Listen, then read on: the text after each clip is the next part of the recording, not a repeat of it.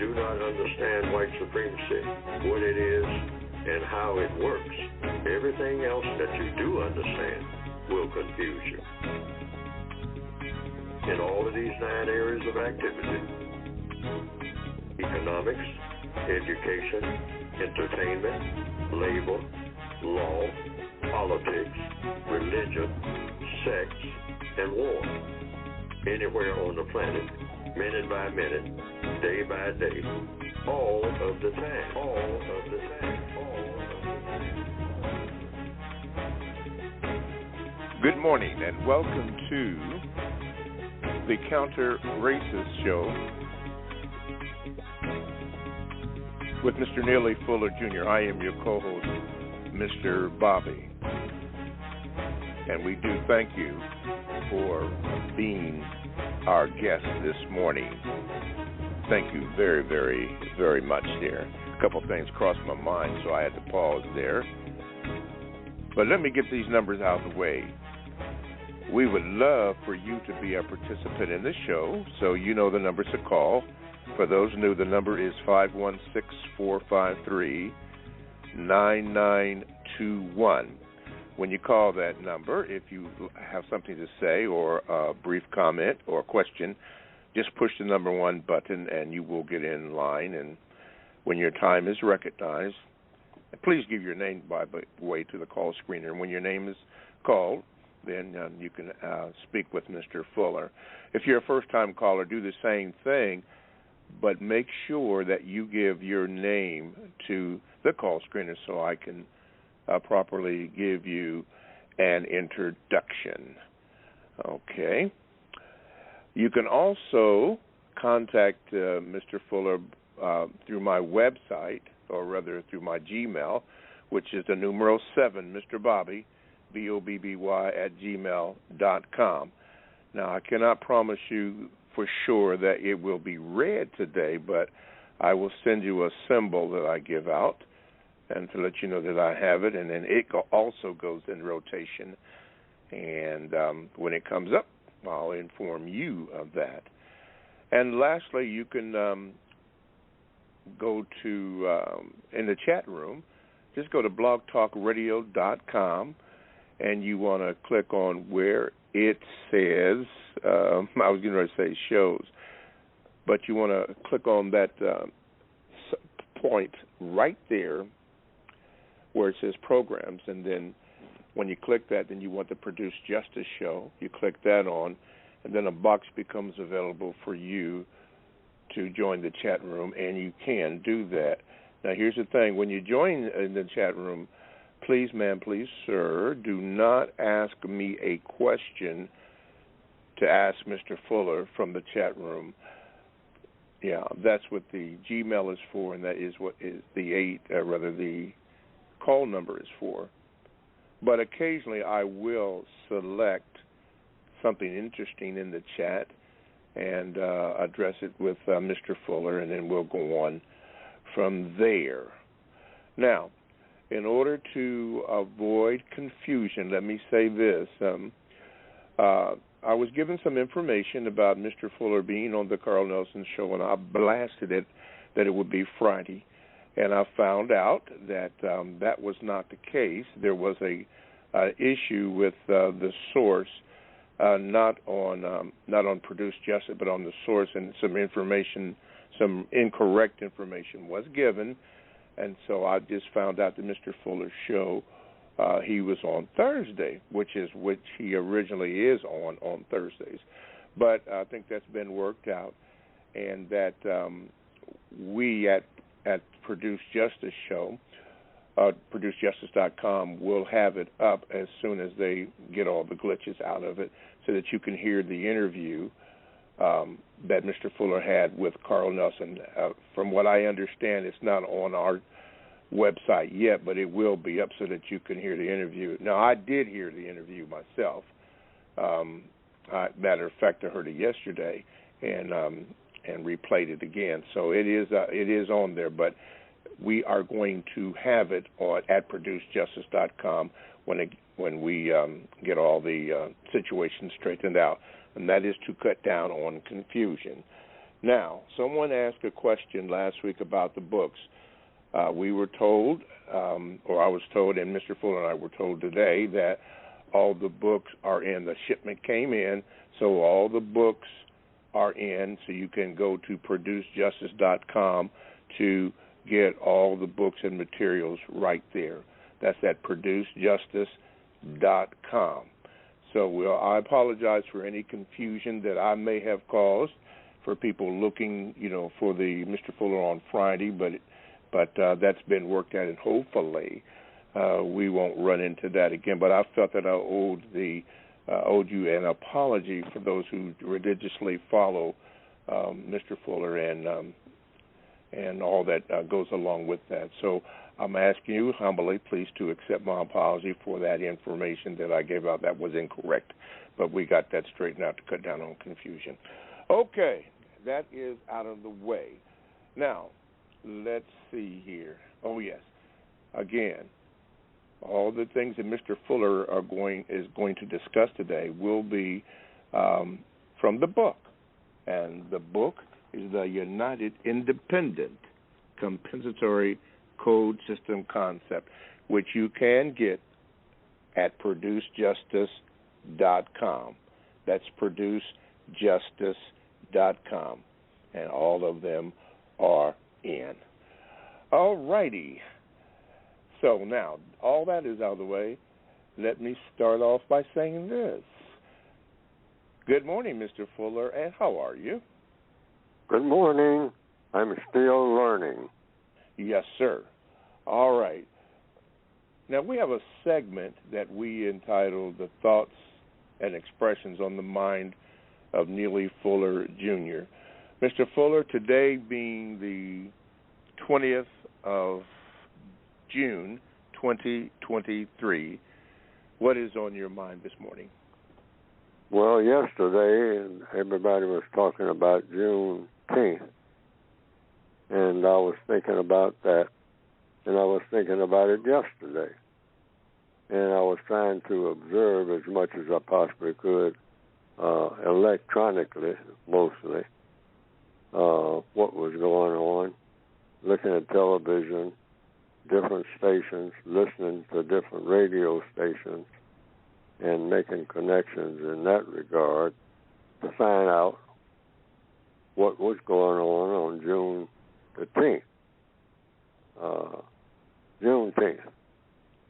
Held a holiday celebration and events, and trying to grasp what most people would be doing.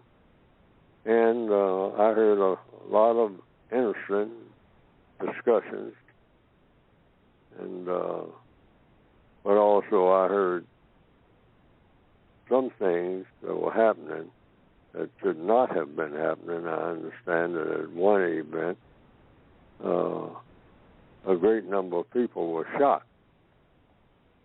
And I don't think whomever planned whatever event that was, where that they had an assembly of people to, quote, unquote, celebrate the holiday, the inaugural holiday. It's a new holiday. It involves black people, and an event that black people should pay attention to, everybody's being told, and participate in. But there were people being shot at one of the events, quite a number of people. And maybe at least one person shot dead. And I was thinking, now that's not supposed to happen. But then to say too much about it, and I decided not to say too much or very much about it, because I also, for the last few weeks, there have been a lot of people, or a number of people, who objected to Neely Fuller making comments about black people, and he usually has what sounds like criticisms. And I don't regard anything that I say as a criticism of black people. I say the white supremacists, I criticize them. I think they should be criticized. But I consider what I say, regardless of what format I use or how I say it, my intentions are to give constructive suggestions. They're just suggestions about what to do and what not do that may work best for each and every person classified as black on the entire planet. What will work best and what won't work. And people take it sometimes as something I'm saying harshly in order to have people have some type of enmity. And that's never my intention, to have people be angry with black people to the extent that they want to do some type of harm. I'm not trying to generate that. We've got tons of that. I'm trying to do just the opposite. But evidently I'm not doing the correct job in the minds of most people. And the way it's usually expressed is that Neely doesn't give any solutions. He just gives criticism. Well, I think that when people make suggestions like stop killing each other, I don't know how to better phrase it, or when we make contact, we don't just have a whole lot of profanity to throw out in order to greet each other or say something pleasant or to get something done that needs doing. And I say that all contacts between all people, everywhere, ultimately, that's the situation we should always need. Anytime you make a contact with any person for any reason, and I want to say this with emphasis, any person, white, non-white, you're supposed to, after that contact, look back on that contact that was made, family members or whomever, and say, now, that was really constructive. I really got a lot out of that will help things be better. That's the way every contact should result in, according to what I have written and according to what I'm saying even now. Every contact, the contact that I'm having right now, electronically, is supposed to produce what? 2 words. I send on all the time, and I ask everybody else to send on it. Constructive results. I don't see anything in error with that. If there's an error with that, then I want somebody to tell me what it is. Every contact that you make with anybody, when you break contact and go off and do something on your own, in other words, you're no longer in contact with the person that you contacted 5 minutes ago. And we have all kinds of means of contact, like on the phone, which is what I'm doing now. And so when that contact is over, it's supposed to produce a constructive result for everybody involved, not just for half of the people engaged in the conversation, the contact, but in everybody. When everybody hangs up the phone, so to speak, everybody has gained something, not lost anything, and gained something of constructive value. And nobody should just say that what I gained was a whole lot of cuss words, and I slammed down the phone if you were using an old-fashioned phone, or I just clicked them off, or when we finally agreed to disagree, I was very dissatisfied with what I got out of that conversation. And I hear a lot of black people as I walk down the sidewalk, almost constantly, expressing dissatisfaction to the nth degree with whomever they are talking to. It sounds like 90% of what I'm hearing is somebody getting ready to fight, or they just had a fight, or they're thinking about having a fight, or they're planning on having one. And I've been trying to get in touch with the dude. You can hear that in the back of the bus. Yeah, I've been trying to get in touch with him because I got something for him. I'm going to whoop his some blah, blah, blah. This is 90% of what I hear. 90%, I would say, and that might be conservative. I might say, really, if you just monitored what you hear, just walking down the street, or when you're on a bus, sometimes you hear these loud conversations going on a bus. It's all anger. It's all, I'm going to get even with somebody. Or somebody's trying to get even with me.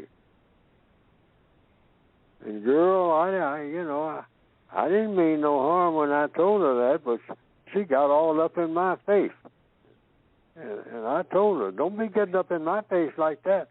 I mean, this is my sister, and I'm going to stand by my sister, and blah, blah. That's what you hear on your way to work and coming back from work and all day at work. Distress. No problem solving at all. No constructive results to anything. Well, don't talk to me no more. I ain't talking to you. So forget about talking to me. Call Geneva. Talk to her. Well, she's just as crazy as you are. And blankety blank blank and blankety blank blank. Now, that's what I say should stop. We should be the most silent people on earth. You think we're the walking dead or whatever, until we have something constructive to say. Each time we contact anybody, think about it maybe for weeks, and then make your phone call about how to resolve things, how to best go about doing things. If there's a problem, and there are thousands of problems,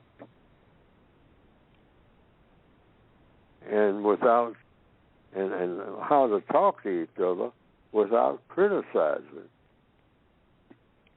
And the best way to do that, according to the code, since I have been criticized, I guess you would call it criticism, maybe constructive suggestions. The best way to converse with someone is through what's on page 171, 172. I came up with that one as one of the last things that went into the revised, expanded edition of the code book. And I could have said a whole lot more about that than I said in the book. So I try to compensate for it by saying it now. These are those four things. What do I want to do? Why do I want to do it? How do I plan to do it? And what do I expect the constructive result to be? Now, these are questions, 4 questions, that you ask yourself every day, all day, or you should. And you should also ask these 4 questions of other people in different contexts. You ask yourself that first. What do I want to do? Everybody wants to do something every minute of every day that they're awake. Every bird, every crocodile, every lion, every fly, all creatures want to do something. Each and every moment. Want to do something, want to say something, want to go someplace. You want. You have wants. And these wants are continuous. From 1 minute to the next, you want to do something. You want to go to the water fountain. That's a want. If you're at work, you want to go down the hall and speak to someone about something. Or you don't want to do it. That's a want. Even when you don't want, that's a want.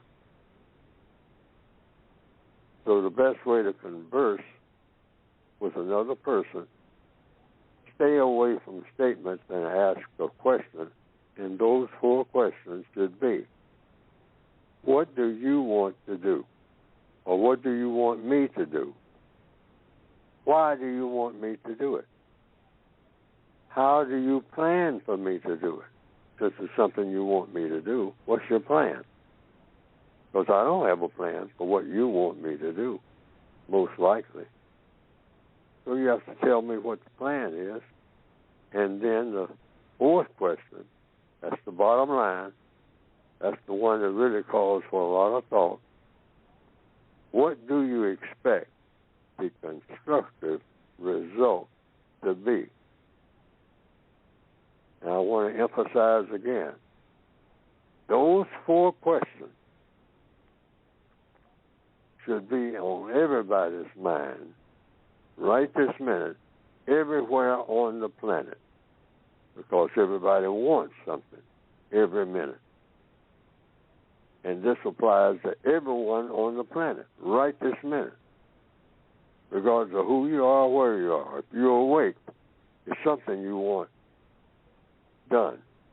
It's something you want to do, or you want to have somebody else do it. But it's a want. You want that want satisfied. I got to get me something to eat. Right now, I haven't had breakfast. Or if you're not a place where the time is to have breakfast, I got to have dinner. I got to have lunch. Or I got to get home. Something you want to do. I got to get to work.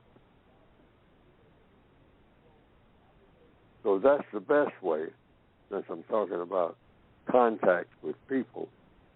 If you're going to contact anyone, think about those questions. That's the best way to have a conversation.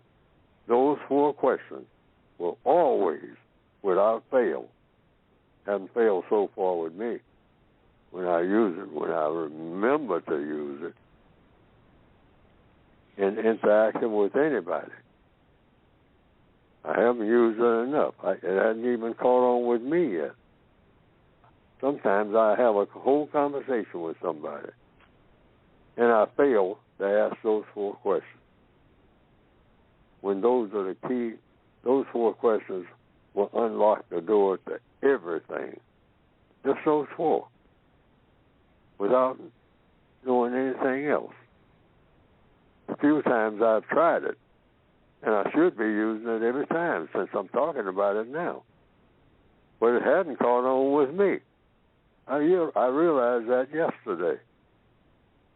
I said I had a long conversation with that person, and we kind of just trailed off without any resolution of anything. But I didn't find out what the person wanted to do or wanted me to do. And so it's just left kind of empty. Yeah, this is the most important thing. If you really want to get to the core of anything, find out what the other person wants. Because people are always willing to talk about what they want. That's another thing. You'll always get a real interesting conversation, and people are very enthusiastic if they're going to talk to you at all about talking to you about what they want, not what you want. but everybody wants to talk to somebody about what they want, particularly when they're having difficulty getting what they want. So that's what I have to say for this morning. Now I'm ready to take questions. Okay. All righty. Thank you very much, Mr. Fuller. You're listening to The Counter Racist Culture with Mr. Neely Fuller. And to get in contact with the show, just call 516-453-9921. Make sure you press the number 1 button, and that way you can ask your question or give your VGQ. And we appreciate that.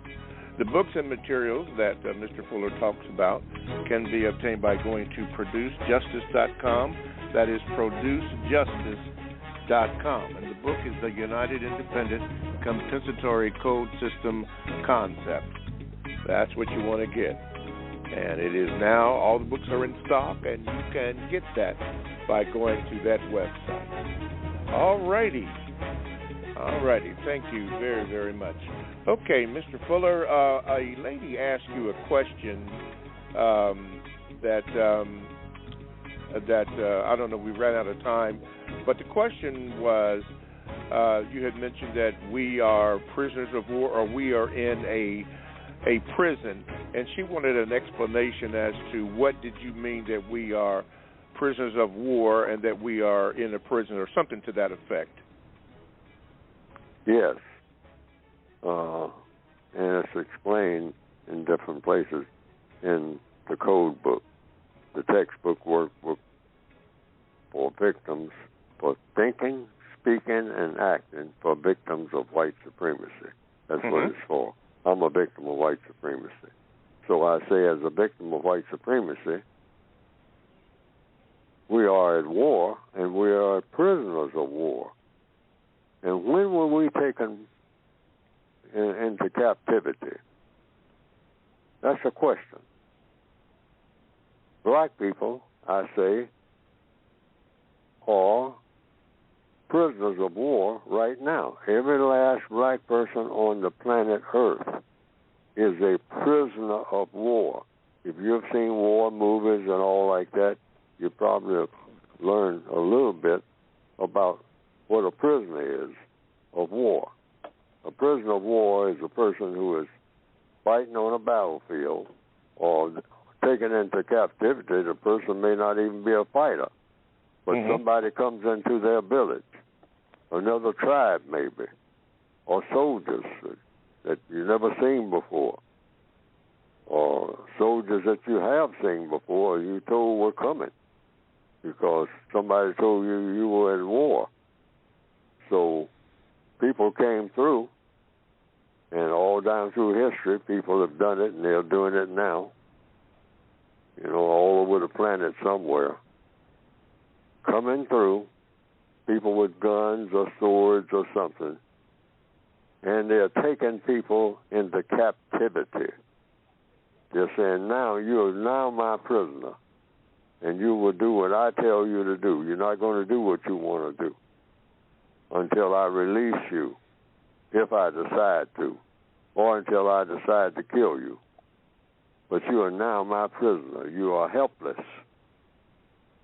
They knock on your door, and they say, I'm taking you into custody. Lots of black people are experiencing that as I speak. They're being taken into custody, and somebody will put something around their wrist so that they can't use their hands.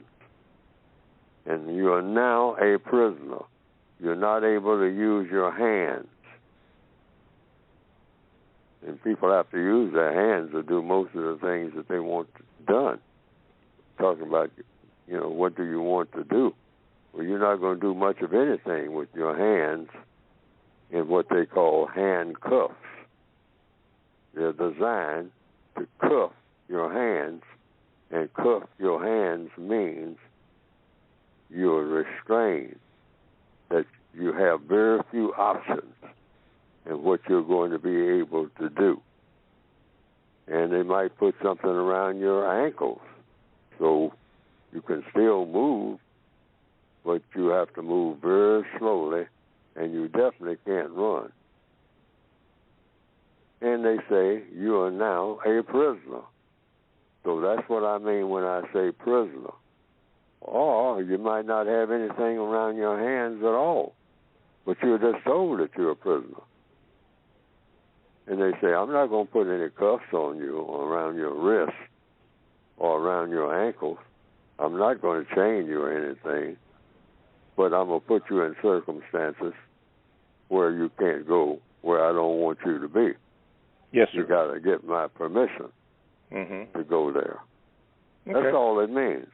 So what has happened is the white people who believe in white supremacy have taken all of the black people on the planet into custody, and they haven't released us to do whatever it is we want to do. We do what they tell us to do. We go where they tell us to go. And they make us completely dependent on them. They don't do anything that's going to allow you to do things on your own, like you teach a baby. Babies come into the world all the time. But you teach the baby how to do what? Be independent. Birds do it. They teach the small birds first how to walk, then how to gather food and whatnot, and how to fly. And once they start flying, they say, okay, you're on your own. You might come around and visit me every now and then, maybe. But there's not a whole lot of that among birds. Because they say you can fly. You can fly south. No, you know your directions. You know how to get food. But the white supremacists of this planet here in 2023 say, we don't want you black people to know how to get food or to have the means to get it without going through me, ever. You have food on your own, and you don't have to get it from me in abundance. You have safety, and you don't get it from me in abundance. No, I'm not going to have that. Why? Because I'm a white supremacist. And what does that mean? If you're a person with color in your skin, I'm supposed to tell you what to do. That's my mission. That's my reason for being. I don't let you do nothing where you're independent of me. Ever. I mean, you off there being happy, and I'm not the cause of your happiness? No, not on this planet or any other planet that I know. That's the white supremacist mindset. Yes, we sir. are the reason they exist. According to them, I exist to abuse you. I don't even want to be here in the universe as a white person unless I'm abusing non-white people and planning on different forms of abuse. That's what white supremacy is about. Well, what is it about? Is it about getting money? No, I got money, Negro. I got all the money in the world. Where do you think you get your money, dummy? In answer to the question, that's what I mean by being a prisoner of war. Okay. Because, see, the people who just want to have you in their captivity forever, that's war. And we are their prisoners, and that's what they say to us, directly or indirectly. We don't want you to go to school and learn anything enough to get away from me. We want you to have your diploma in your hand grinning, but you still got to come to me in order to get food on the table. Have you ever noticed that? In order to have a nice home and a nice car, you got to come to me. I'm going to keep you that way. I don't care how many diplomas I give you saying that you are ready for the world. that you're ready to fly on your own. No, not on this planet or any other planet where I know you dark people are, because I'm coming there too. I'm going to spoil whatever you're doing. Okay. That's what I mean by prisoners of war. Prisoners of war. That's what we are. Okay. And Juneteenth or anything else hadn't changed that. No, sir. All right. Thank you, Mr. Fuller. Just wanted to get, if that lady is listening, to answer your question. We're going to go to New York City, and we have Blacktop. Get ready. I'm getting ready to cue you in here. Let me see here. Okay, and thanks for holding. Blacktop, you're on with Mr. Fuller. What is your question? Good morning. Good morning. So the question involves the 8th area of activity. We all know what that is, sex. According to the code, we are not supposed to be engaged with somebody who is classified as white. Now, wouldn't it be compensatory if that person that is classified as white is able to provide things that we cannot get easily or readily as a black person? And then being in a relationship with them, wouldn't that make sense according to the code? And there's another part of the question. Here's the final part. Well, wait a minute. I want to answer that first. I want to answer that first part. Yes. Go ahead, Mr. Fuller. First of all, I want to understand the question. Would it be easier for the black person to do what if the white person did what? Because we live in a system of white supremacy. Yes. And a person classified as white is superior to us in that regard. Wouldn't it make sense wouldn't it be compensatory? Wouldn't it be compensatory if we were involved in that relationship with the person classified as white and they were helping us? Oh, you always need help. Do you need an example? I can give you examples. Okay. Example, so maybe you're married to a white person. You could be male or female. This white person's name is on the mortgage, so they get a better house note. With their name being on the mortgage, they're getting better payments. You live in a better neighborhood. It's easier for them to get things like that done. Anything that you get, I'll put it this way if I understand your question. Anything that you get, if you're black, that's of any constructive value is going to come from a white person. So any way that you can get it in such a way that you have rapport with the white person, that's what you're actually trying to do. Or that's what we should be doing. That's the only thing. That's the law of compensation. That's what we need. We have been getting the things that we need. And the white supremacists are the source of these things. They put themselves in that kind of position. So anything that you can get without harsh words or fighting, yes, you do the easiest thing, but not to the extent that you, in order to get it, you get beaten up and all of that. I mean, that's what this whole program is about. Compensation for injuries, or you can call it reparations, meaning repair what was damaged. And if we can do that in the most harmonious way, which is why we should be trying to do it in other words, with their agreement,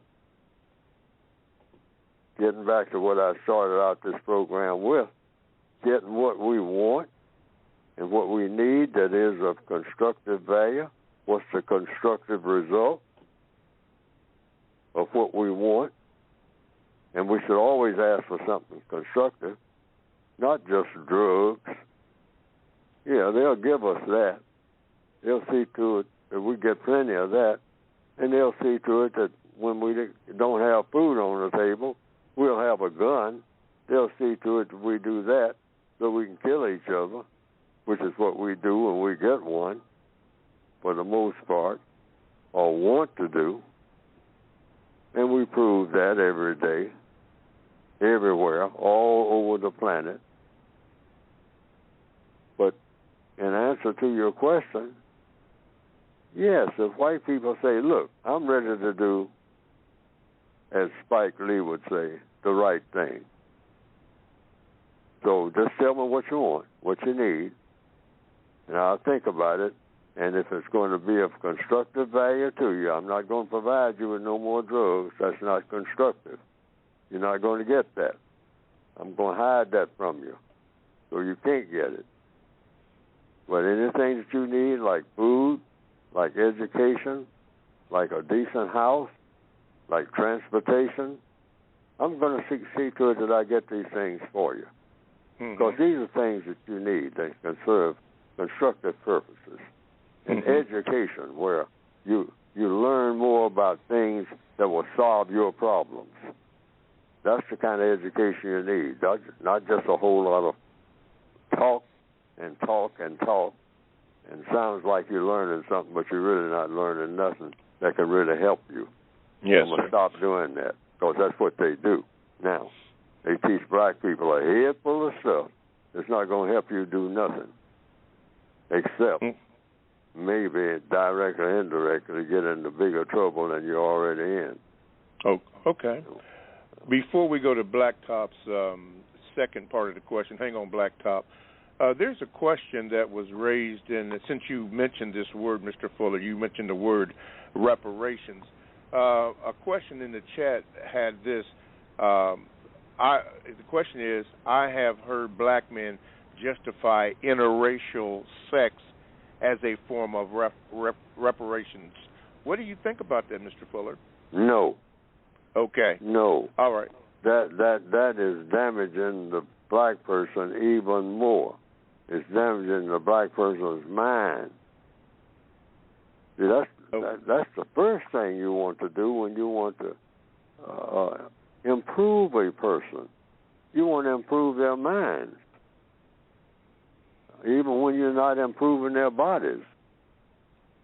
Of course, your mind and your body are supposed to work together, but I mean, being able to talk to a black person in such a way that black person comes away knowing something more constructive than he or she did before they talked to you. That's the way it's always supposed to be. Particularly with a white person. But to jump in bed and be working out, we know how to do that. And then when everybody gets out of the bed, well, now, what now? Yeah. I mean, that's the question, see. All problems are solved through the process of questions and answers. So you got in bed. So, I mean, you do what you do in bed, sexually. And everybody, I mean, is thrilled. That's what you get when you have sex. Anybody who's ever had it. You get thrills. You get a high. Okay? And then you crash. Okay.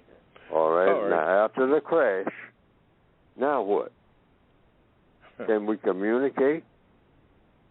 Oh, we can talk. Well, what are we talking about? And what's going to be the result of the talk?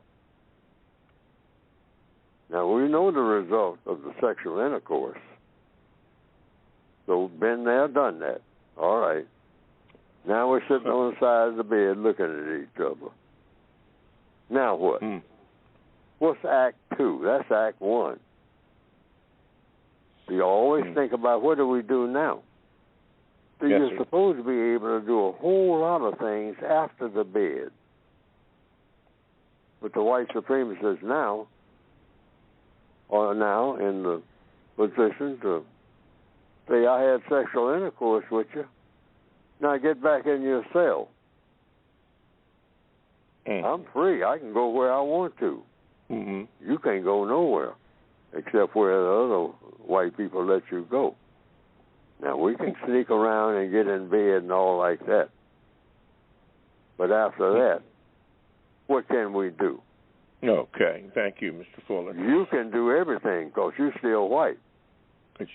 But I'm not white, so I can't do nothing except look forward to getting with you again. But I can't, you know, I don't have a job. I don't, see what I mean? Now, the code says about that, what? The so-called interracial sex. Take care of all the other problems first. Save the bed for last. That's putting it simply. Okay. All righty. Well, you answered that part there. Okay, Blacktop. Now, what's the second part of your question there, sir? Okay, now I want to pause on the second part because he really didn't answer the first part of the question. Our question was this: is it not compensatory to be married? I'm talking about having an arrangement there with a white person, according to the code, if they're able to help you get farther in life as a black person. And I'm talking in a marriage relationship where, yes, there is some sex involved. If that actually happens, without you being pulled over now because you're black. See, I can go to bed with somebody, or you, or somebody else. A white person or a black person can get in the bed and do whatever you do in bed. But then when you leave and get in the car, are you going to get pulled over and killed? That's the answer. You got to have. See, in other words, that whatever you're doing in bed got to stop you from being pulled over. That's the way I'm trying to express it. That when you get out of the bed and get in your car and drive down the street, and you're on your white high, in your head, because you have been in bed with a white person, so you're on your white high. But that white person with that gun that pulls you over is intending to kill you, and didn't know anything about that bed work that you just had with a white person 15 minutes ago. And if he knows about it, might even kill you quicker, depending on what his thoughts are about that type of thing. I mean, the white men have killed black people about, you in bed with a white woman? No, you're not breathing no more. You ain't getting by me. I got a gun. And you've been in with your black self rubbing against a white woman's body? No. That might be all right with some white people. It ain't all right with me, boy. And I'm going to blow your brains out right now. That's the penalty for that. That's the way I was raised. Boom, boom, boom. You ain't getting in bed with nothing else from now on. Okay. Did that answer your first part of the question, Blacktop, before we go to your second part? You know what, I don't think he's understanding me. I'm asking, is it compensatory to be married to a white person, according to the code, based on them providing resources? I'm not going to ask the second question. Okay. Because I'll say that another time. I just want to get to that point. Is it compensatory based on a code if the person is bringing resources to the table? I'm not just talking about anybody, any random person, but if the white person is bringing resources to helping you do things, is it compensatory to marry that person? Let's say you're a homeless black person and is a white person willing to marry you. Is that compensatory? Well, I don't know, because maybe I don't understand the question. But overall, the only reason that the code says that shouldn't happen, sexual intercourse between a white person and a black person, the only reason given is that we haven't settled the race issue yet, and that sexual intercourse between white and non-white hasn't proven to be a formula to settle it. I used to believe that. If everybody just jumped in bed, you get real familiar with each other, because when you do that, you're getting by as familiar as you can get. But when I started seeing a lot of it, it didn't seem like it improved anything. You still had black neighborhoods and all this. And they say, well, we're not doing enough of it. But then the white supremacists, I discovered, were controlling it. See, now, in answer to your question, if it gets to the place where black people, non-white people, control when it's going to be bedtime between white and non-white, and that the white supremacists haven't agreed to it or have agreed to it, then, yeah, everything. The race issue is not any race issue anymore. It's over. Mm-hmm. But see, the white supremacists always make sure, hey, we're going to allow a certain number of black people to get in bed with white people. But when they reach a certain point, we're going to look at the numbers. It's all about the numbers. We're going to say that, now, we've had enough of this in this type of situation. Okay. Out of thousands of people, we're supposed to have a few hundred. Now it's getting into the thousands. We are going to shut this down. And the way we do it is real simple. They won't have much contact with each other. Because where are we going to put these black people over in these red line districts? It's not going to be all that interaction. Okay. And nobody's going to notice it, but we're controlling all of this. Mm-hmm. We let this get into non-white control, we're through booking as far as white supremacy is concerned. They know that. Yes, sir. That's why they allow a few of us to get in bed with white people. Okay. You know, but they control it all. All right. Don't think they don't control it. Okay. Aside from the bed, I think Blacktop was mentioned in a compensatory fashion according to the code. Is that correct, Blacktop? According to the code in the compensatory fashion. Now, what was the rest of that question? Yes. Okay. Compensatory. In other words, the white person is bringing resources to the table that you would normally not be able to get in being in a position that you might be in the life of a black person. Let's say you're homeless, for example. Yeah, okay. You see that, Mr. Fuller? He's saying if the white person is bringing something to the table, according to the code in a compensatory fashion, is that all right, or is that could that work, or what? Yes, everything that we get it from white people. We don't have anything. It's not a black person on this planet that owns anything. We are owned. When you're a prisoner of war, you don't own anything. Anybody that knows anything about being a prisoner knows you don't own anything in prison. Okay. Yeah, when you're completely controlled. So whatever you get, and white people are willing to give it to us, that's what it's all about. Okay. Black people don't have what they need to be civilized people, which is what we're supposed to be ultimately trying to produce. People who are civilized. Now, somebody might ask, before they do it, somebody's going to say, you saying black people are not civilized? No, we're not civilized. But neither are white people. There's no such thing as a civilization on this planet. And never has been. Mm-hmm. All right. Blacktop, thank you for your that second part. You can ask that next week. Thank you for your patience over that. Thank you so much, Blacktop. Don't be a stranger, my brother. Okay, Corey, Milwaukee. Let me see if I can get you in here, Corey. Yes, Corey, you are on with Mr. Fuller. Corey? Okay, Corey is not there. Okay, let's still stay in New York. Let's go to the Burb. Hello? Brooke. Oh, Corey, you there? Yes. Oh, okay. Go ahead. You're on with Mr. Fuller. Okay. Greetings, Mr. Bobby, Mr. Fuller. Yes, sir. Mr. Fuller, my question was, you mentioned it at the beginning of the program about this teen celebration.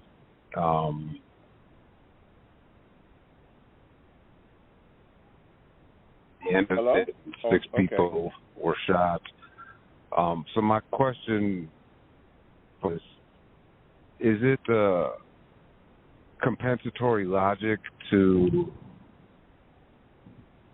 displace yourself indirectly for, let's say, a better living or job opportunity as a prisoner of war, as a black person? So leaving the place where I live for a better opportunity, is that logical? Is that compensatory? compensatory?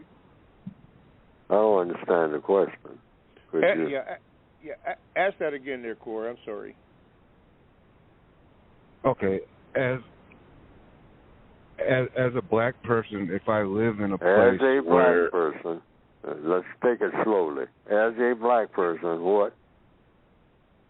If I live in an area with very little opportunities. As a black person in a place with very little opportunities. Is it compensatory to move and seek another better place to live? Yes. That's what people do when they try to cross borders. It's very simple. That's what you have to do. If you can't do anything where you are, if you're in the middle of the desert and you don't have any water, it's compensatory to do what? I got to go where they have water. I can't stay here without water because I got to have water. I'm not getting water. I'm in the desert. There's no water in the desert. So I'm going to compensate by getting on a camel or something, or in a Jeep or something, and get out of this desert and find me an oasis somewhere. Why? Because an oasis has water. A desert doesn't. Duh. So you cross borders if you have to. Somebody say, this is a border. And across this border, there's plenty of fresh water. Boy, do we have it. Mountain streams, clear water, running across rocks. Everything's here. And the white supremacists do that, too. They cordon off. There are movies that show, even among themselves, people doing that. One is a movie that's on the movie list that I have on my website, Shane. It's about water. Yeah, the ranchers came around, people that drive cattle, and say, well, cattle have to have water. But now you guys come out here and fence off where the water is because you want to irrigate your land with water, and you come around here and you become what they call ranchers, and my cattle are looking at that water over there that you are using to grow your crops, and my cattle can't get to the water. So we're going to have what they call, and you can read about it in different books and whatnot, they have movies about it all the time, range war. That's the title that they had for it. Those old cowboy movies and whatnot, you probably just look at the shooting part and all like that. But a lot of it is about, hey, I'm a cowboy. I'm not a rancher. I don't plant potatoes and whatnot. I raise beef cattle and then send them up to Kansas City and what they call slaughterhouses. And that's how I make my money. But my cattle will starve to death and they will die of thirst if they don't have water. They can eat grass. We got plenty of grass out here on the range. But even the grass will die if it doesn't have water. So you guys come out here doing your farming and you are growing your crops, and that's fine. But you put up fences and you can't share the water. So if you don't stop doing it, we're going to have a war, and which means I'm going to kill you people who are farmers because you're taking up all the land. And these type of disputes go on right now. That's not just in the old days, all over the world. But it's about, sometimes black people will just look at the argument part without paying attention to what the argument is about. just like drug dealers. I mean, somebody saying you own my turf. Hey, man, you taking, I got my customers here. They meet me here on this corner. What are you doing on my corner? They say they go back and forth and whatnot, and they can't come to an agreement. From what I hear, this is how the shooting started. Okay. All righty. Listen, we are way over. We are now entered into the second hour. So for those who have to leave the first hour of the Counter-Racist Code Show, we thank you for listening. But now we are getting ready to go into the second hour. So I hope something was said that will be able to help you. So thanks for listening.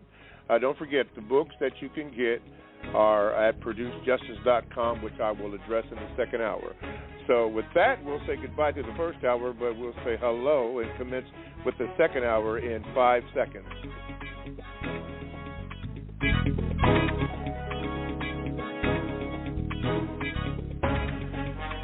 Okay, welcome back to the second hour of the Counter-Racist Code Show with Mr. Neely Fuller Jr., and we thank you for listening. Now, you know the routine is this.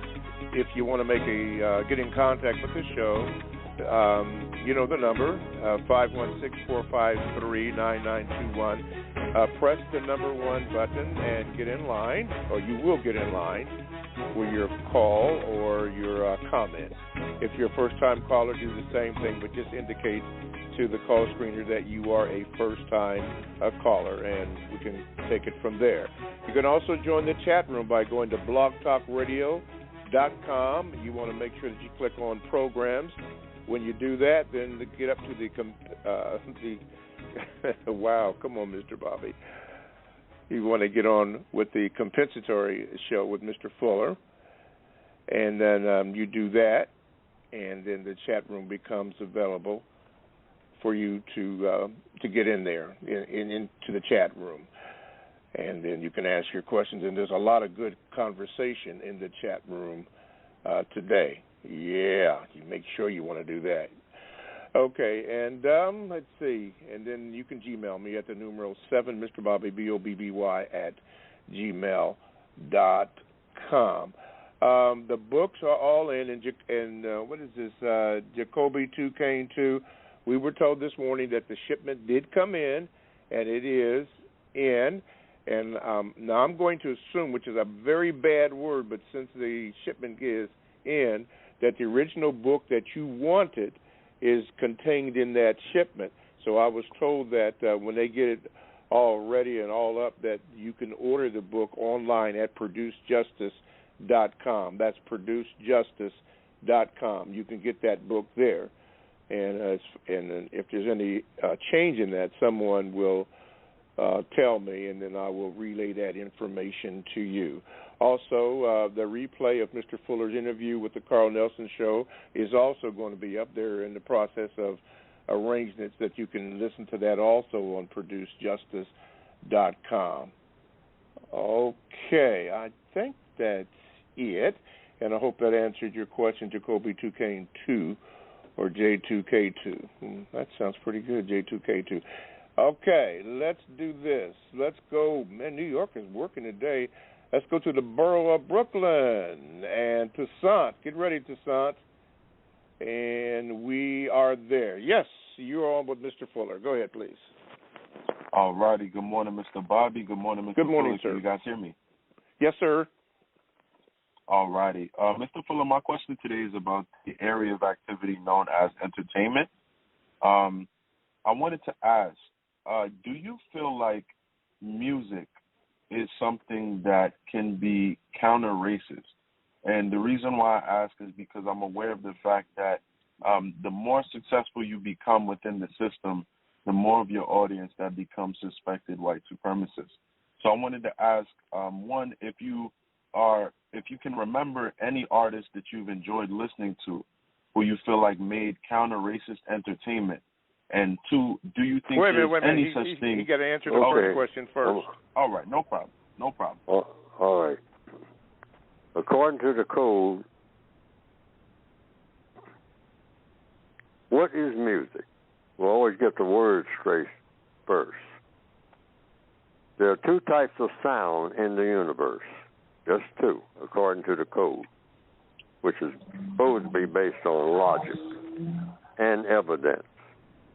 That's what we go by in codification. It's got to be logical, and you got to be able to show some evidence why it is logical. So, in the universe itself, there's a thing called sound, and we have ears. Creatures have ears of some type, including people. The average person has two of them that picks up something called sound. Now, there are two types of sound in the known universe, according to compensatory logic. Just two. Two types of sound. Music, that's one type. Second type, noise. Music and noise. These are the two types of sound, according to the code. This is in the code book, according to the definition. Now, what's the difference between music and noise? Music is any sound, because both of them are sounds, music and noise.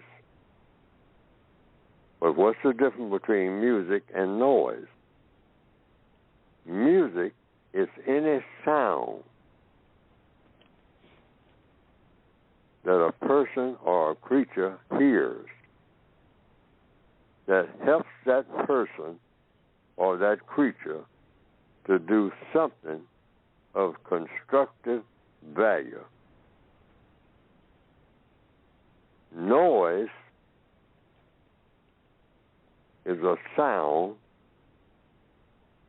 that a person or a creature hears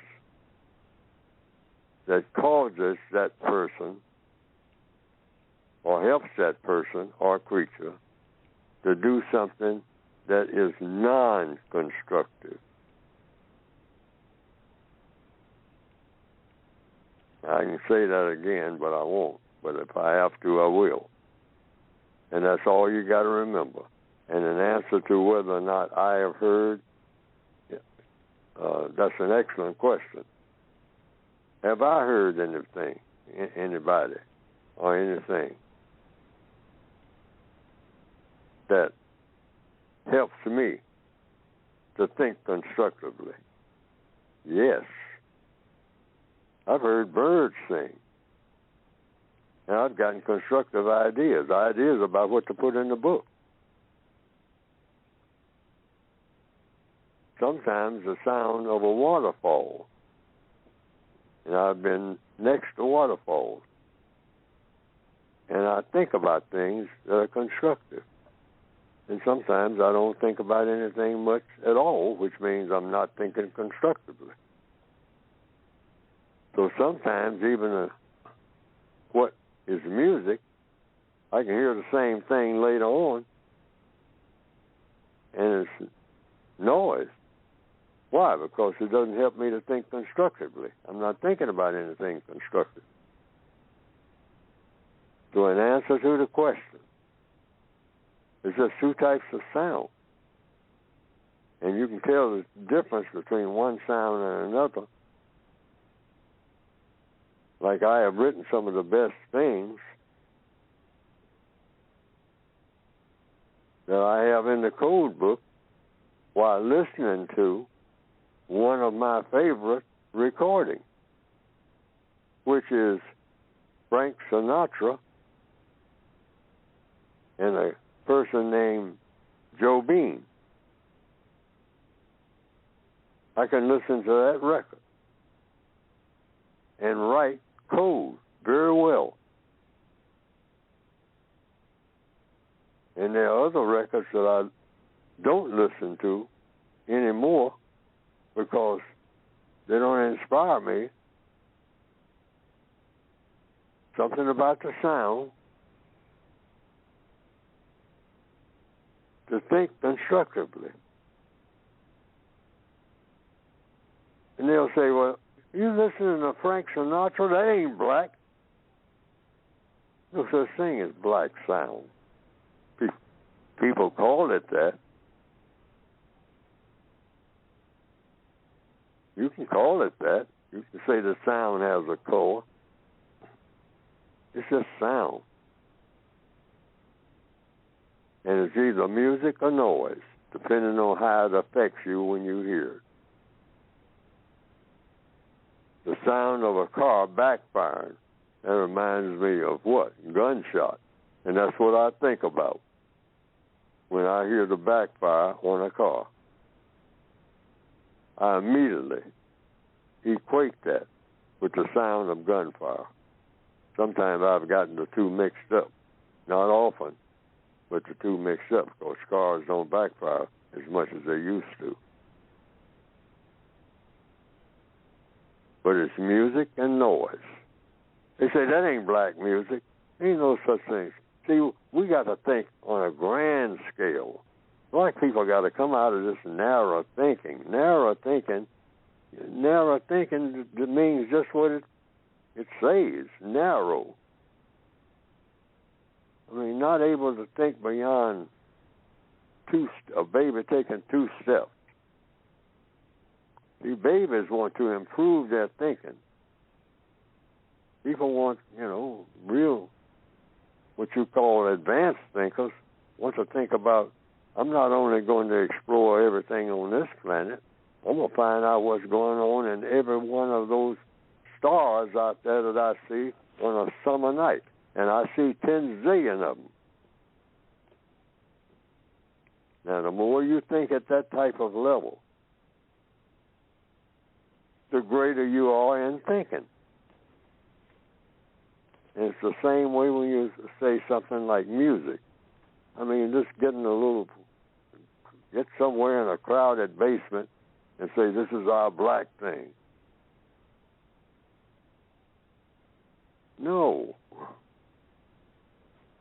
I ain't going to listen to that. That's white folks stuff. I ain't going to listen to that country and western stuff. I know what that is. Well, you can listen to it. You might learn something. Ray Charles did. And then he made money out of it. Country and western. I mean, you get ready to lynch somebody when you play that stuff. Ray Charles said, I ain't lynching nobody. And I'm getting a whole lot of money from white folks. What's the problem? Mm-hmm. The sound. What you think about when you hear it.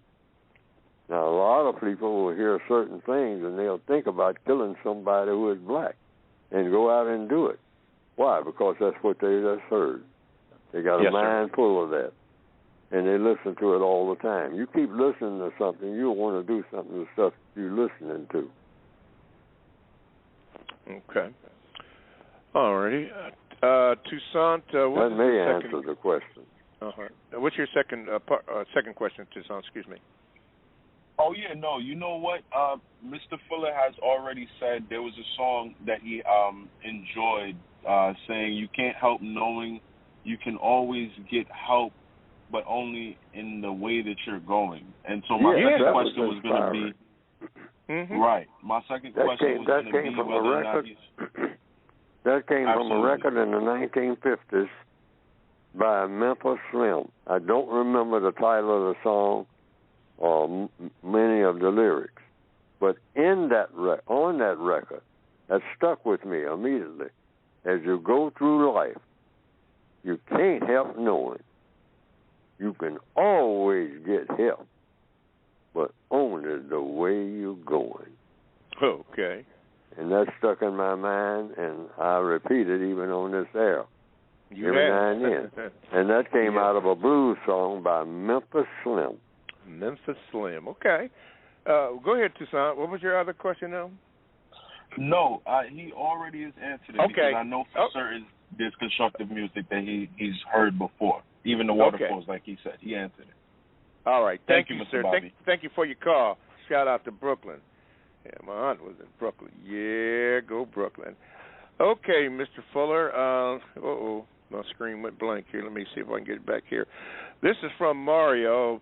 He has 4 questions, and you answered the first 2. This is the third question that he asked, Mario, and I know he's listening. His third question is, are so-called threesomes, i.e., an example, a man with 2 women, also anti-sex? No, that's not anti-sex. Sex is always between a male and a female. Everything else is some type of alternative. Then now they call it rainbow sex. Okay, these are an alphabet sex. These are, in fact, sex isn't even in what they call the rainbow lineup. These are what you call different forms of sex, which the code says is not sex. It is some type of activity, but you can't call it sex. When they say bi and trans, that's not sex. Sex is between male with female, according to the code. Now, that's not to say that you offend somebody or not a reason to go out and kill people who are trans. You don't bother people for that. You don't even try to stop them. But the code says sex, when it involves non-white people, should go for what is the best arrangement to get the best results, for what we should be looking for to be civilized people. And that is male with female. That's the best model down through the thousands of years that people have tried other models. Like the Romans and the Greeks tried all kinds of other models, so I have heard. And a lot of what you call the people who practice the religion of Hinduism. They say that the Hindus, a lot of people would, and I don't want to get in trouble with the people who are Hindus, but it's just things that have come to my attention. A lot of people in their Hindu rituals have just about tried everything. And a lot of other Hindus said, oh, no, horrors. That's not what Hinduism is about. And they have found ancient statuettes and all kinds of drawings of people trying everything. I mean, trying to get with lamb and sheep and goats. They say in Australia, the Australians, among the males, have practiced being with sheep just as a routine, historically. Because at one time, the whole continent, as it's called, of Australia, was a penal colony. And they didn't have but a few females, if any at all. So the males was always with other males, and then the other things that they had available in abundance were sheep. So it's thousands of jokes about Australian males getting with the sheep. I mean, they get bored with each other, going into each other's anuses. But now, here in the northwestern hemisphere and other places of the world, they got a thing called rainbow, and they're telling black people that, hey, this is something that should take the place of whatever you're doing, or whatever you black people are doing. Y'all always want to be about sex and all like that. I mean, you don't want no white woman. That's a woman. That's male with female. You don't want that. I mean, don't set that as your aim. We got white men, and so that's the way you black males should be going. In fact, you should want to be females yourself. I mean, this is an improvement, and we're going to have holidays for it and all like that, and everybody who wants to engage in it, and and you get rid of that male-female thing. That's old-fashioned. Get up to date. Be a rainbow. And so people like Fuller, who is kind of old-fashioned, and says, well, now, what do you mean by rainbow? What's a rainbow got to do with what you're talking about? Show me. And I actually went into a church, and they were talking about a couple of white guys that was living across the street. That's a part of the church. These are black people. A couple of white males wanted to be a part of the black church and work with the youth. And so we were talking about that. And I said, well, now, if they are what you call homosexual and whatnot, is that something that you want in your church? And have them demonstrate right here in the church, since it's going to be church sanctioned, I guess, what they're talking about. So, see, they wasn't saying what the details are. See, that's another thing. You know, if you're bi or trans, give me the details and show me how that is an improvement over male and female. I mean, you know, male and female is a thing that kind of seems like it. That ain't working worth 2 cents. You're right about that. Everybody's right about that. Black, male, and female relationships, and that's why the code says we got to get that straight first when we start trying anything else. Now, that's the code position. If anybody want to know Neely Fuller's position on it, on all this rainbow thing, Neely Fuller says black male with black female. Get that straight first. Get all of that straight first, because that's a mess. Okay? So we got to perfect that first. And then, after we get bored with that, then we can try lambs and sheep and ox and all that. If that's an improvement over the male with the female. And people have told me that down through history who have really studied it, said, well, people have tried it and they found out there wasn't no improvement.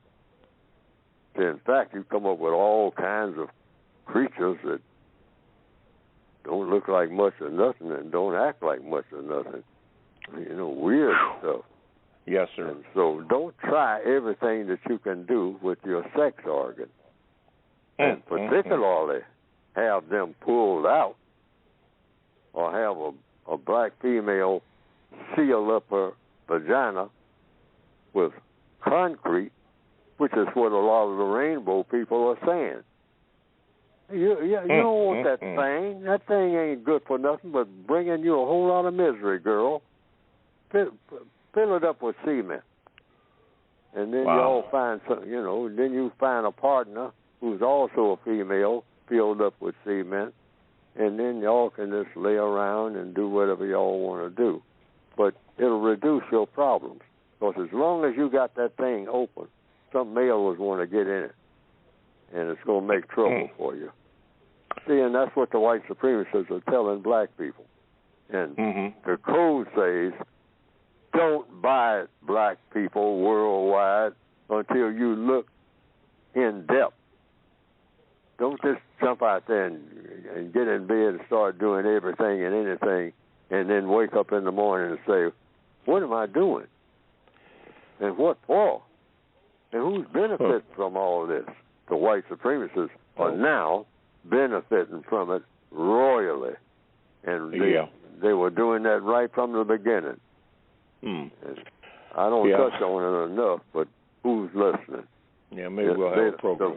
That propaganda, that rainbow propaganda machine is working so well with black people, we don't know what hit us. One of the streams that is running through the chat rooms is something that you had said a long time ago that makes me laugh every time I hear it.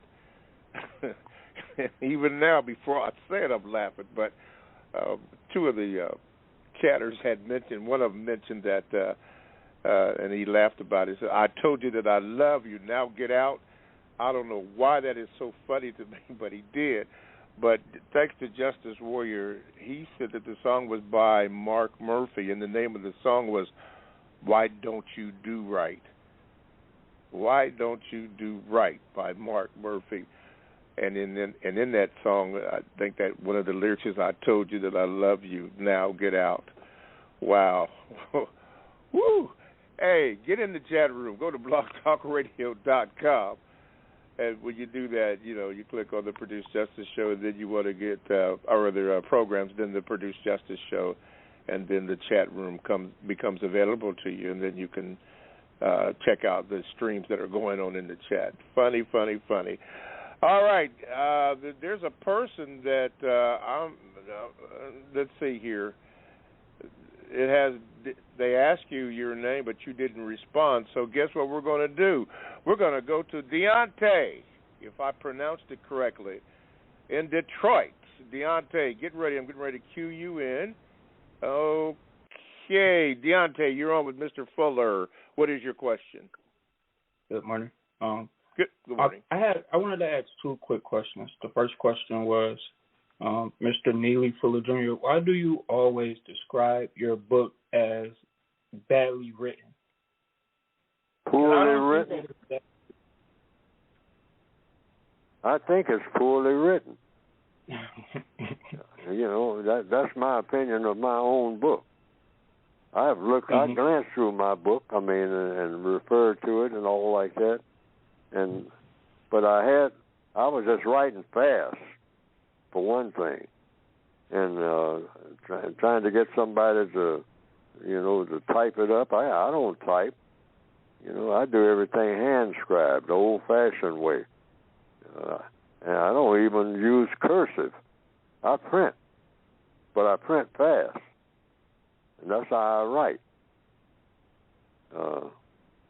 Because if I do it in cursive, I can't read what I wrote very well.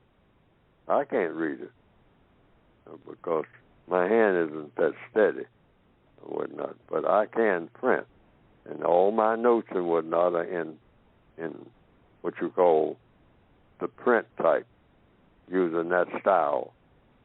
But looking through my book, I see how everything that I wrote, I could have put it in there a little simpler, or a great deal simpler.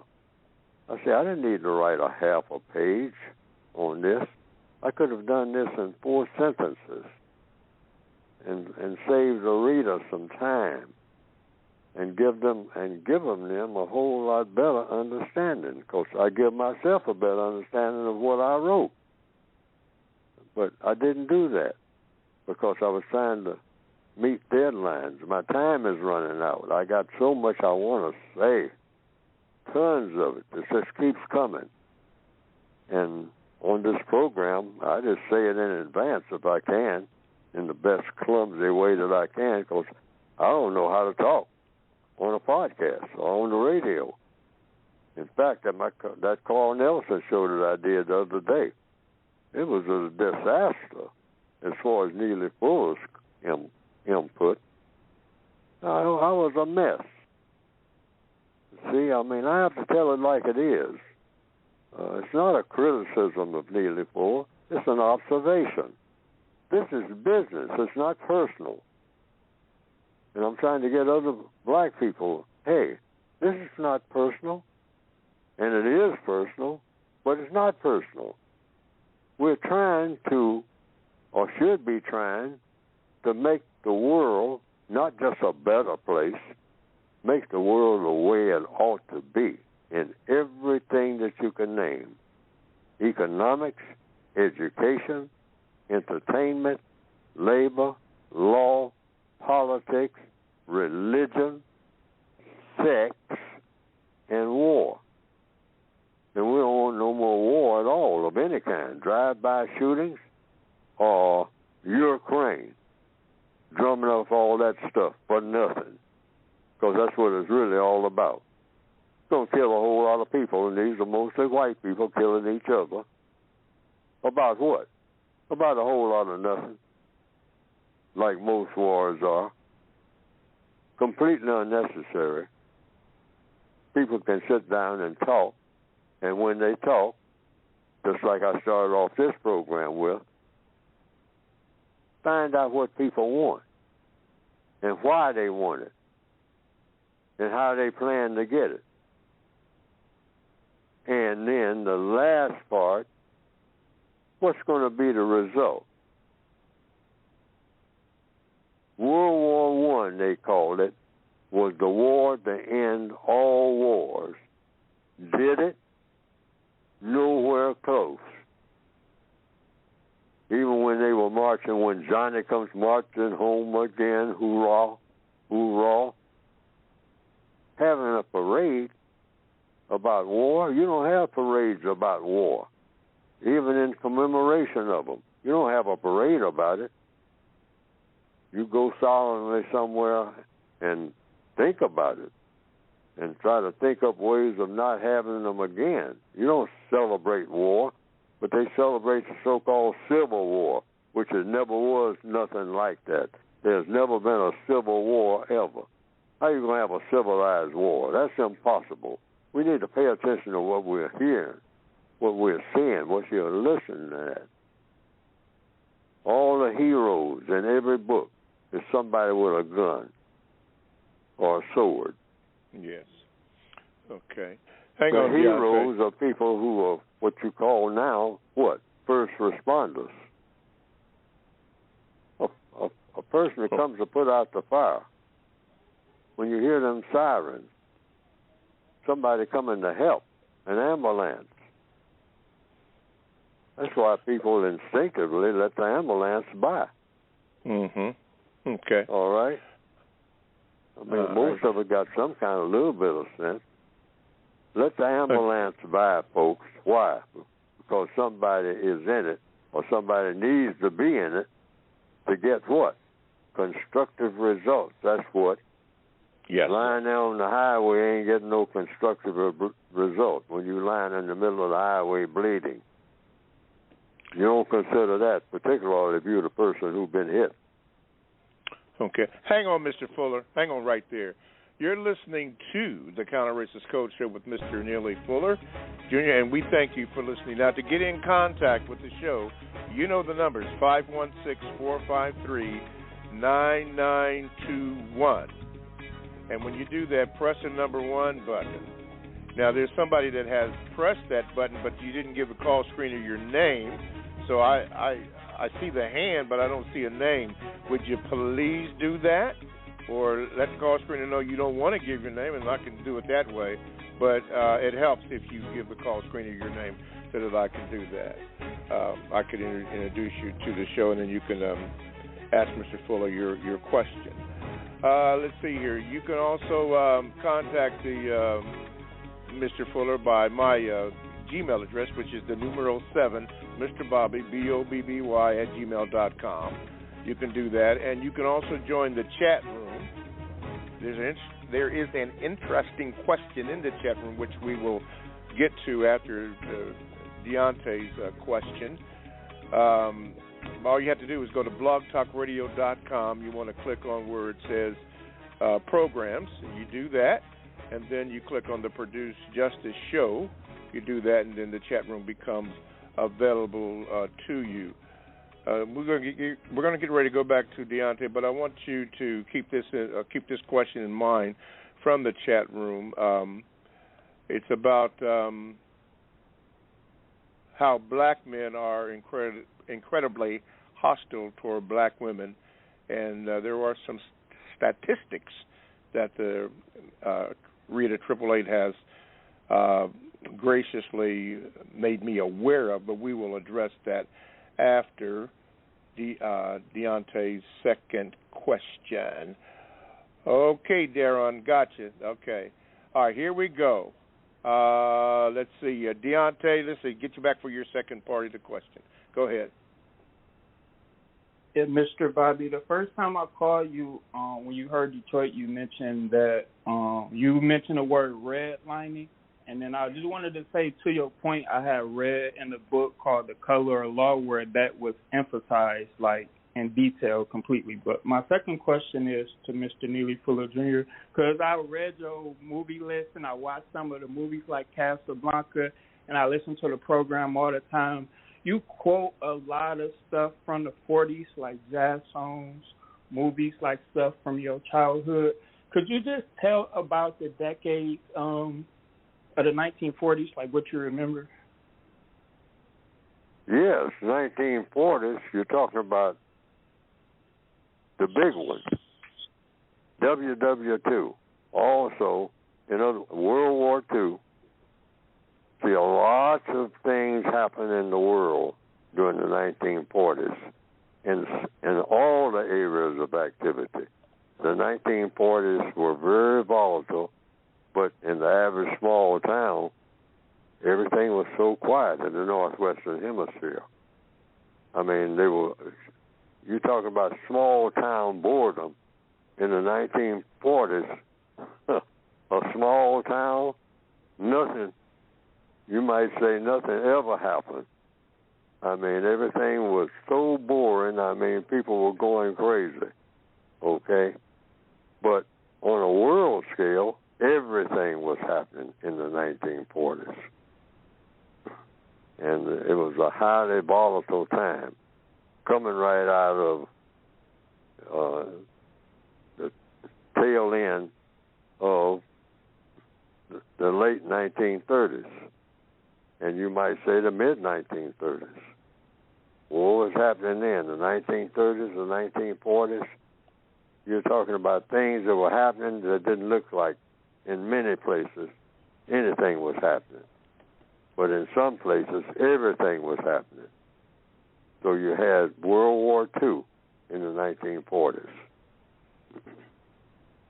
And just prior to that, in the 1930s, you had something called the Great Depression worldwide. The banks closed. People couldn't get their money out of the bank if they had in there to start with, and black people didn't have no money in no bank. And black people kept their little coins, which is about all they had, 75 cents, 35 cents, knotted up in a little handkerchief up under the pillow. That's the whole budget for a whole lot of black people living in shacks was 35 cents in a sock up under the pillow, grandma's pillow. She said, I know I got 35 cents. Now I'm sending you down to Mr. Ketchum's grocery store, and I want you to get 9 cents worth of flour, because I'm going to make some cookies, and I'm going to make some cornbread, and I'm going to need some flour. So they got a sale on, and you get 9 cents worth. Now, if it's 12 cents, don't you get it, because I got to watch my money. That's the way it was, folks, back in those days. Mm-hmm. I mean, that's the bankroll.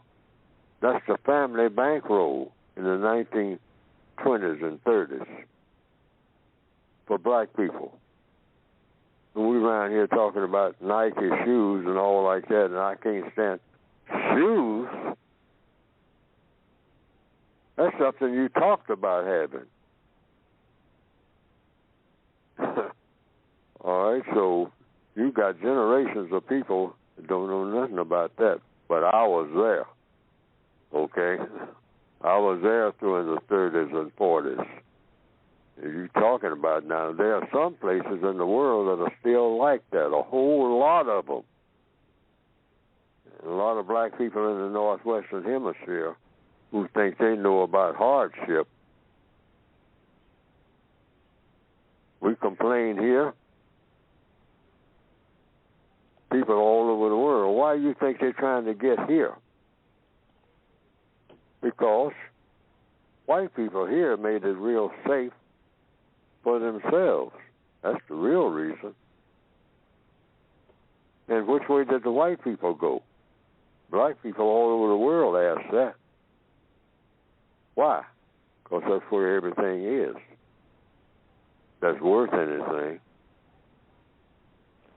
I mean, and speaking of, I'm asked a direct question, and I'm doing what I usually do.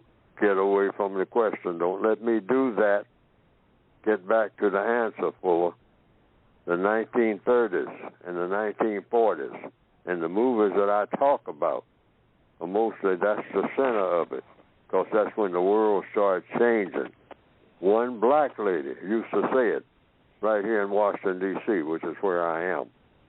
And a lady told me years ago that the lady she worked with, a black lady, the sanctuary, who didn't know what she was saying, but she would say it because that's the way she understood it. And I'm going to give you an example. She said, y'all are talking about Adolf Hitler. Adolf Hitler saved me. And black people will say, what are you talking about? Adolf Hitler hated black people. How did Adolf Hitler save you? Say, Adolf Hitler, if it wasn't for Hitler, I wouldn't have got this good government job. I came to Washington. I was behind a plow. Say, Hitler got me out from behind that plow when I found out who he was. He started World War II. And World War II, they needed people. They needed people everywhere, working in every factory that they had building factories, thousands of factories, turning out thousands of planes a day. See, that's World War II. That's why a lot of people, when you study World War II, the whole world, you were turning out, I think there was a harbor somewhere, a plant somewhere. Some people say it was Baltimore, but I don't think it was Baltimore. Yeah. That was turning out 5 and 6 ships a day, troop ships a day. That calls for a whole lot of labor. You turn out those many ships a day, and they said, yeah, the German U-boats, the submarines, was sinking 5 and 6 ships a day. Now, you thinking 5 and 6 ships a day, that's a whole lot of ships. Loaded, yeah, it is. Loaded with materials. These are the kind of things that went on in World War II. I mean, people talk about budgets and all like that. That's why I know that white people, when they want to do something, they do it. Yes. World War II taught me that. Mm-hmm. I learned that lesson. Thousands of airplanes were built a day. Thousands. I mean, factories running day and night. Yes, sir. And you're thinking about, hey, all those people drawing all that money? Black people who were making 50 cents a day chopping cotton went to Seattle and was making $1.25 an hour. That was unheard of for anybody, white or black. $1.25 an hour? Yeah, they needed everybody they could get in World War II. Okay. There were soldiers. I mean, there were whole shiploads of nothing but cigarettes been sent to the soldiers overseas. Shiploads, convoys. You got 20 ships loaded, ain't nothing but cigarettes on those ships. People did a lot of smoking. And just think of all the money the tobacco companies were making. And people who worked in the tobacco companies. Mm-hmm. Of course, the white people mostly, but black people were getting a few things. Yes, sir. All right. All right. That's my answer to, when you study the 40s, study everything about World War II, and you'll know a whole lot about the entire world, because that's why they called it World War. Yes. And you'll notice you'll learn a whole lot of things about where black people fit in and didn't fit in.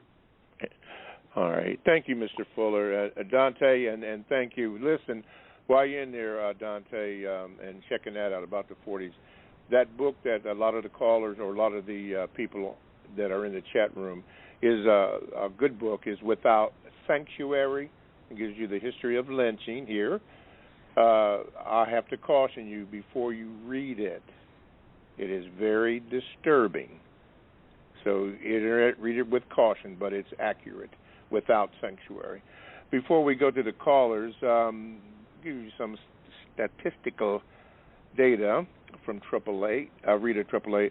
She says about 45% of black women have experienced physical and sexual violence and stalking by an intimate partner in their lifetime, according to the 2010-2012 National Intimate Partner and Sexual Violence Survey. Now, you can check that out there. Black female victims are 3 times more likely to be murdered by someone they know, according to an annual analysis of homicide data from the Violence Policy Center. Wow. You may want to check that out. All righty, let's go to a new caller alert. We're going to go to, looks like the UK, and it is Darren. Get ready, Darren. Here we go. Let's see if we can get you in here. Okay, hi. Darren, you are on with Mr. Fuller. Go ahead, please. Yeah, I'd like to say thank you for the book. It definitely opened my eyes to a lot of things that were not clear before. Okay. My BGQ is that white supremacy is the best concept according to the logic in your book. I wanted to ask you, why is it not listed as a concept? Has there ever been a time where white people have been supreme in all of the 9 areas, all of the time, in every place? So that's my question to you. I didn't understand. I couldn't hear much of what was being said. Okay, Darren, could you repeat that question? It was broken up. Yeah, could you repeat the question? He didn't hear you. Mm-hmm. You must be on. I'm getting distortion on my end. Okay.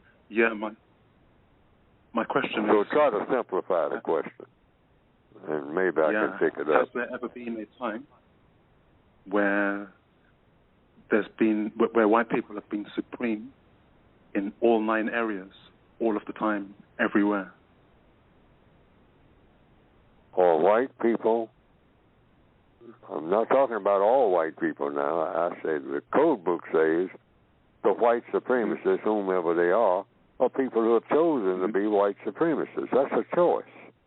You either want to be a racist or you don't want to be. But there's a lot of benefits in being a racist. I can understand a white person on this planet in 2023 wanting to be a racist. Why? It's all kinds of benefits. I mean, based on just being white. You get benefits. You get what everybody wants. Everybody wants to have fun. Everybody wants to have some glory. Now, what is glory? Glory is people think well of you. They think of you as being somebody of worth, somebody to look up to, you might say, to use a slang expression. You get that by being a white supremacist. And the third thing you get is material comfort. All creatures want material comfort. So they engineered something called an idea called white supremacy. And it turned out to be the most powerful idea, political and religious, ever thought of. There's no religion stronger than the system of white supremacy. Now, that's a quote from me. Christianity, Islam, Hinduism, Buddhism, Confucianism, Judaism, all of them put together don't come anywhere close to being as powerful as the religion of white supremacy. White supremacy is a religion. What's a religion? A strong belief backed up by action.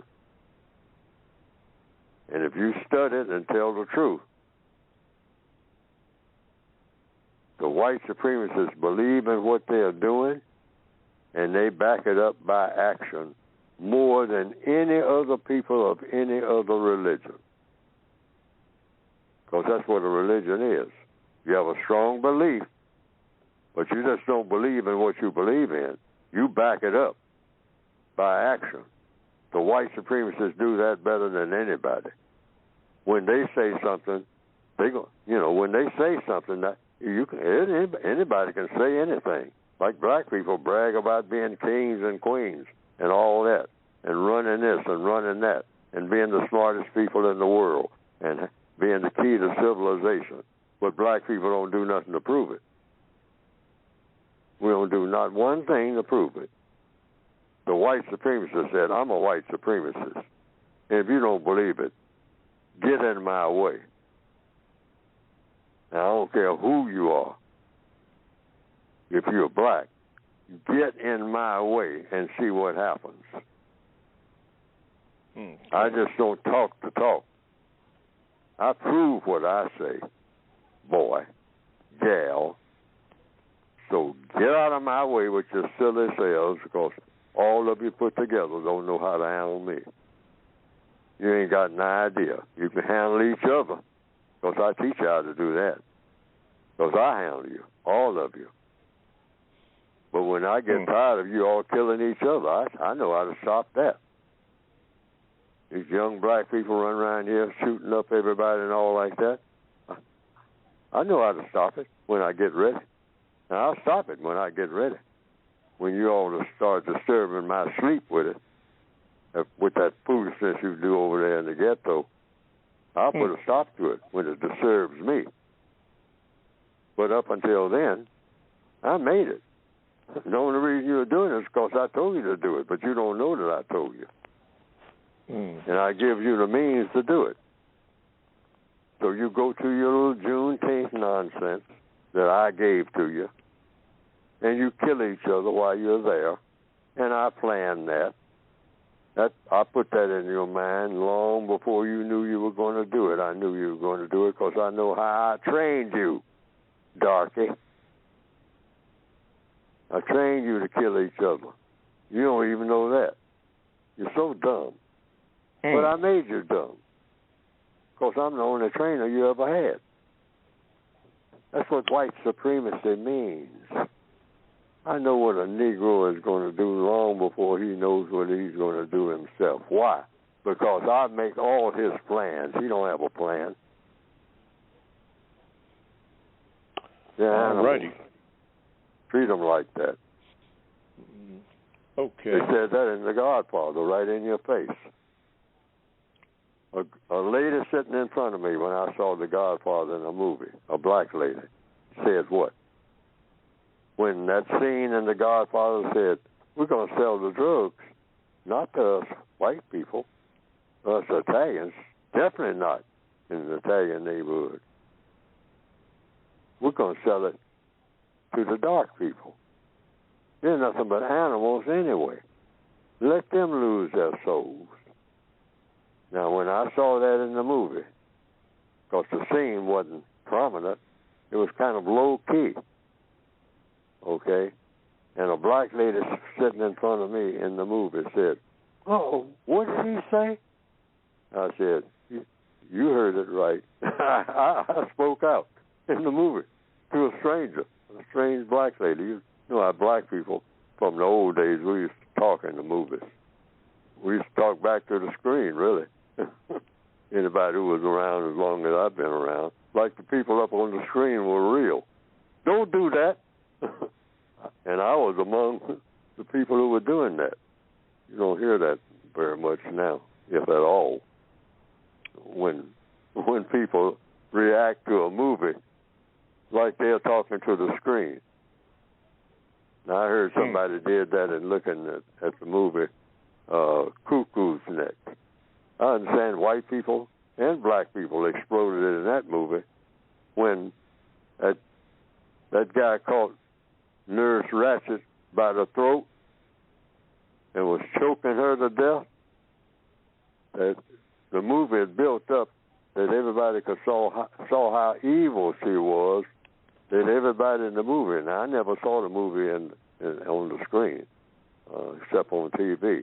But in the movie theater, when that movie, One Flew Over the Cuckoo's Nest, first came out, they say everybody in the movie exploded and clapped. So people, I guess, on some occasions still talk back to the movies. Okay. All right. Well, thank you, Darren, from the UK. Don't be a stranger. Mr. Fuller, as we wrap it down, do we have your permission that we go over a few minutes because we have two more callers that I'm going to try to get in. Is that okay with you? Sure. I mean, that's what this is supposed to be. If Neely Fuller don't get wound up and start talking too much. Okay. Yes, I just have to ask your permission. Robert, as you heard that, just a few minutes, I think we're going to go over there. Okay. Let's see. Let's go to, and the caller in the 815 area code, please give the call screener your name so I can get you on the screen.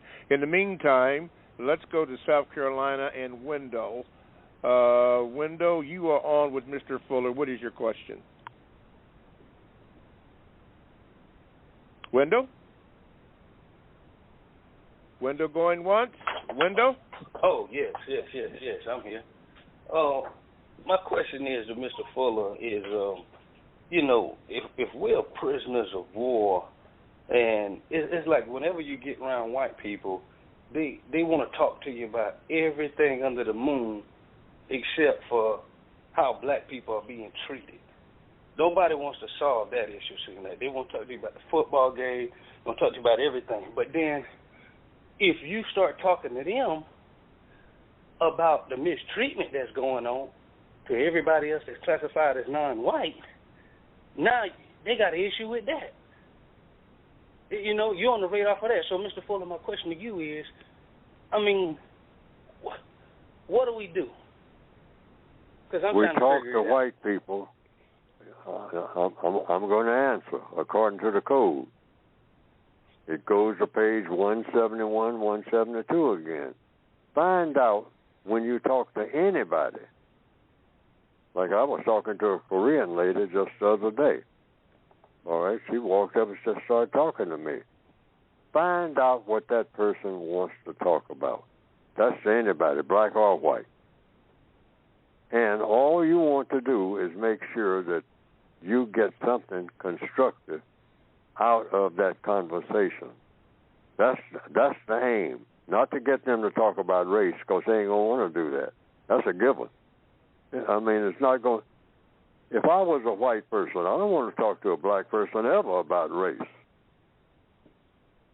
Not ever. In particular, if I'm a white supremacist. No. Don't start talking. We don't want to go there at all. We don't want to talk. Why? Because that's not to my benefit. That's not going to benefit me if I'm a white supremacist and I'm going to talk to a black person about anything. Race don't even exist. You know, not in 2023. I can understand that. So every black person has to understand. If you're going to talk to a white person, talk about what they want to talk about and try to get all the information that you can that will benefit you and try to steer the conversation without you mentioning race at all. The only time you mention race to a white person on any occasion is when they start the conversation. They say they want to talk about race. They let you know that's what they want to talk about.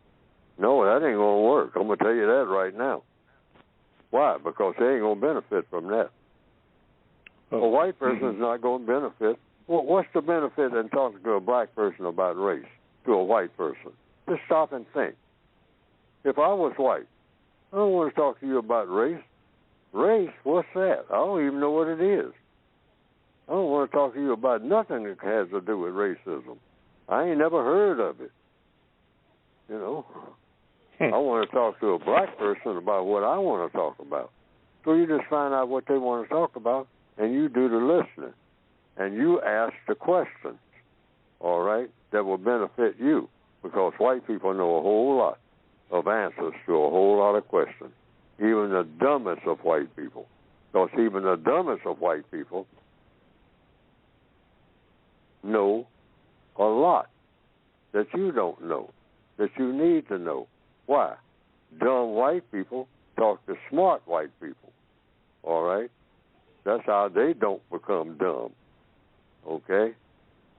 And white people in the system of white supremacists are the smartest people in the world. We got to admit that.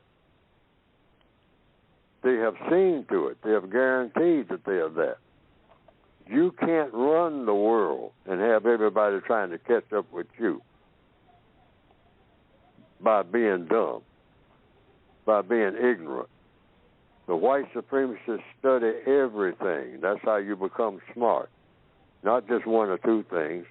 The only thing that black people study is each other, and you ain't going to learn a whole lot doing that, except how to be a prisoner of war and how to kill people. Mm-hmm. All righty. Thank you, Wendell, for your call. Okay, last call is going to be from Justin from Illinois. Justin, wait a minute. Let me see if I can get you in here. Okay, Justin, you are on with Mr. Fuller. What is your question? Good morning, gentlemen. I was just wondering, he was speaking on World War II in that era. I was just wondering, is he familiar with situations where black soldiers were coming home and being lynched in their military uniforms? You're about World War II and black people? Yes, the soldiers coming home and being murdered or lynched in their military uniforms. Oh, sure. Isaac Woodard got his eyes punched out. See, I wasn't in World War II. I was 13 years old, 14, 15, like that. I wasn't old enough for them to draft me. So I was in the Korean conflict, as they called it. But World War II, black soldiers were treated just the way that black people were treated at that time everywhere else, and even worse. Sometimes, I mean, as soon as they got off the bus in their uniform, they were getting beat up, getting back to their hometown. Some of them had been wounded and all that. They got beat up the minute they got off the bus. People go down and say, yeah, another one is coming back from the war. Let's go down there and meet that bus. They'd go down there and they'd whoop him all the way to his mama's house. I mean, the stories like that went on, a routine, to let him know what. Like my cousin from who was in Okinawa and all that, Iwo Jima. And he came back. And he went back to Arkansas. My cousin. And he was in uniform. And he walked up to a person in the bus station, and the person was white, and and my cousin just trying to be friendly, saying, well, sir, they always say sir to white folks, ma'am, okay? They said, how's it going? And the white man looked at him hostilely and answered, going the way it ought to be going. White man first, dog next, and nigger last. That was his welcome home. My cousin told me that directly. And when he told me that, I wasn't shocked. I'm in Muskogee, Oklahoma. I knew my place. I was on the back of every bus, in uniform, which I knew I'd better get back there. Don't sit on the front seat of that bus. That's for that drunk white man that can get on, drunk. But he's a god, and I better treat him like that. He can do no wrong. And I'm in my Army uniform, just got back from Korea. You ain't nothing but what you always have been, and that's the N-word. And that's all you will ever be in any kind of uniform, because your uniform in 2023, Neely Fuller, is your skin color. That's the only uniform you'll ever have. It means prisoner of war. All righty. All right, Justin from Illinois. There you go with your answer. Okay, well, we've come to the conclusion of the program today, so I hope we said something or that was beneficial for you, something you can ponder. Even though we've made a lot of mistakes, we'll try to get better on that. Remember, all the books as Mr. Fuller and I were told this morning before the program that the books are in, and I think they are putting them so that you can order them now. That's at producejustice.com. So, again, we'll try to be better next week. So thank you for listening. Thank you, Mr. Fuller. And the last word goes to you, Mr. Fuller. Produce justice and get constructive results. That's what every black person should have in mind. Get rid of the system of white supremacy and work every day to get the most constructive results in everybody you interact with, white and non-white. Don't have conversations that are non-constructive. Okay. See you next week. Thank you, Mr. Fuller. Thank you, everybody. Thank everybody.